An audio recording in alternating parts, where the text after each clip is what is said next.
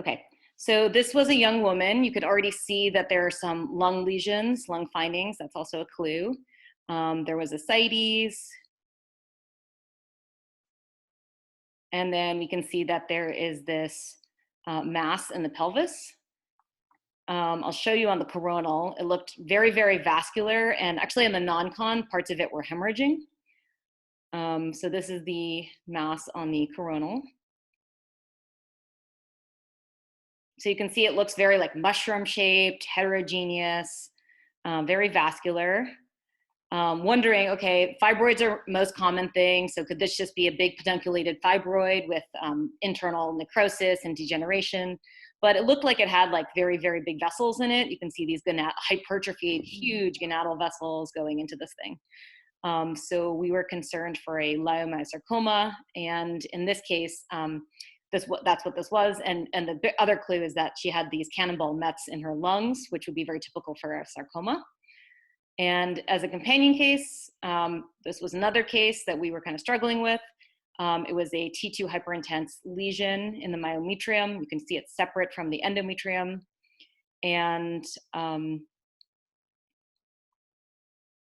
this was how it looked on the coronal.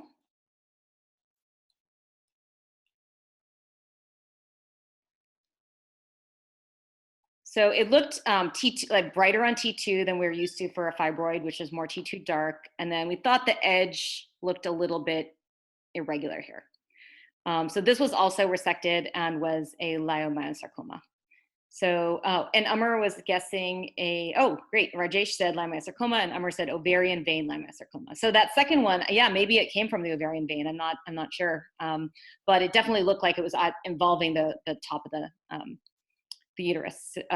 So just going on to a couple more things. This was a paper from Dr. Asher from 2018. So can MRI differentiate leiomyosarcomas from benign leiomyomas?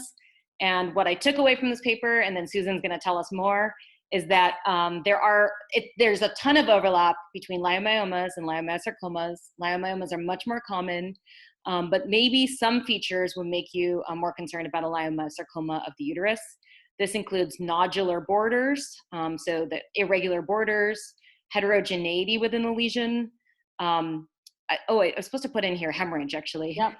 Hemorrhage is a big one, decreased T2 signal and central hypoenhancement. So this was one that was bleeding, T1 pre-contrast. You can see a lot of T1 hyperintensity. And then post-contrast, you've got this raggedy enhancement here. So this would be much more concerning. And especially if they're older patients and postmenopausal, that's most concerning. So Susan, give us some more insights and pearls. I don't know if I have any more insights. Safe to say, I think I've begun to think about leiomyosarcomas kind of like prostates, that you need multiparametric imaging. And I think in addition to these features, diffusion does help you.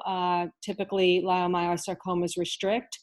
And while certain fibroids, like cellular fibroids, can restrict, cellular fibroids have a very specific imaging feature. You know, they're oval, they're round, they're hyperintense on T2 homogeneously, they're hypervascular. Everything's very homogeneous about a cellular fibroid, plus they restrict, which I think is very different than these ugly leiomyosarcomas. But clearly there's overlap, and then there's the nasty stump tumors. I mean, this is a very complicated field because the pathologists don't even agree on some of the histologies.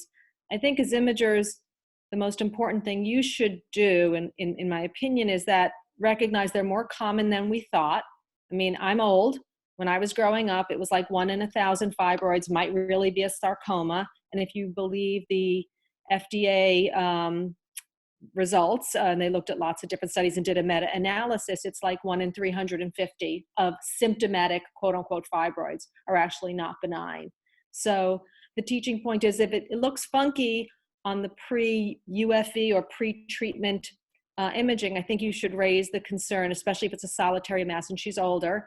And I think, you know, we're still going to miss some, but if you do follow-up imaging after a minimally invasive intervention, if it doesn't follow the normal bag of blood, despite being technically a success, you have to raise concern for a sarcoma. So you just have to be thinking about it. You know, you have to be on the lookout. Okay, I have a couple of follow-up questions.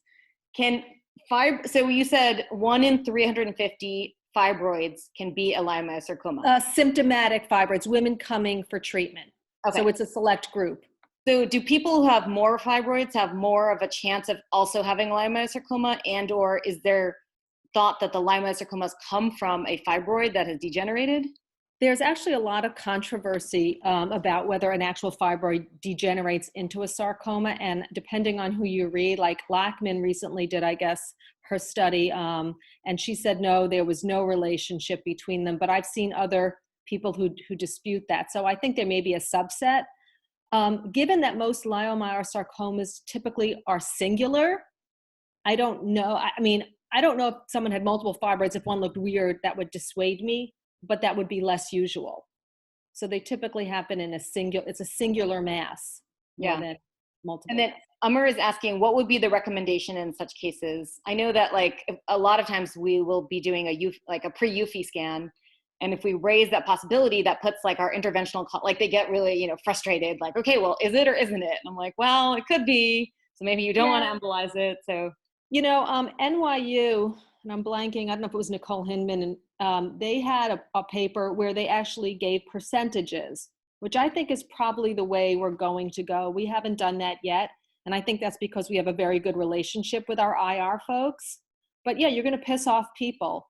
Thankfully, our chairman would rather, not, mistakenly embolize a sarcoma. And they kind of believe us because we try to balance it. But I do think we would do a better job if we gave percentages. And I think we'll probably adopt more of what the NYU folks do. I don't know if anyone from NYU is on the phone, but they do a better job. Yeah, I know at Memorial Sloan Kettering, they basically have like a grid at the bottom of all of their reports that say like, when we say most likely, it means we are 75% sure. Right. Yeah. It's like, wow. At least it gives the referring clinician some reference for like what your report means. So. Yeah. I think there needs to be a lexicon that applies to radiology in general. That would help all of us. Cool. Thank you. And actually that UFI case where I showed the gas in it, that was also your paper. I think it looked familiar.